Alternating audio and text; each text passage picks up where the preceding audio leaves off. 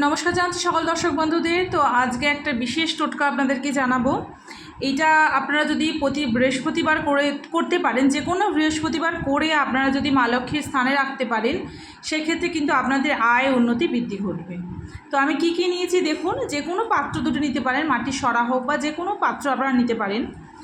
Main জিনিসগুলো হচ্ছে এখানে 3টে কড়ি আর 3টে সুপারি নেবেন। নেওয়া হয়ে যাওয়ার পর কি করবেন, একটি হলুদ নিয়ে আসবেন দোকান থেকে, গুঁড়ো হলুদ, একটি সরার মধ্যে দিয়ে আরেকটিতে একটু সিঁদুর দেবেন। কি করবেন, তিলের তেল নেবেন। তিলের তেল দেখবেন যে কোনো দশকর্মার দোকানে পেয়ে যাবেন। এইটাতে একটু দেব, এইটাতে একটু দেব। ভালো করে গুলে নিয়ে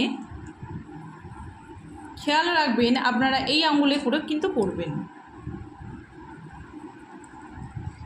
একটিতে একটি করে আপনারা ফোঁটা দেবেন আর একবার করে মন্ত্র বলবেন। কি মন্ত্র আমি বলে দিচ্ছি আপনাদেরকে।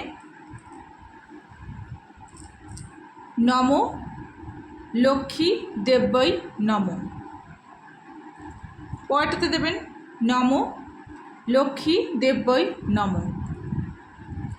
নম লক্ষ্মী দেব্যই নম। সেমভাবে এইটাতেও দেবেন নম লক্ষ্মী দেব্যই নম। নম লক্ষ্মী দেব্যই নম। নম লক্ষ্মী দেব্যই নম। এবার সিঁদুরটি নেবেন, তার উপরে সেমভাবে আপনারা ফোঁটা দেবেন, একই মন্ত্র উচ্চারণ করবেন। এইভাবে প্রত্যেকটাতে দেওয়া হয়ে যাবার পর এই 3টে কড়ি আর এই 3টে সুপারি নিয়ে আপনারা মা লক্ষ্মীর স্থানে রেখে দেবেন।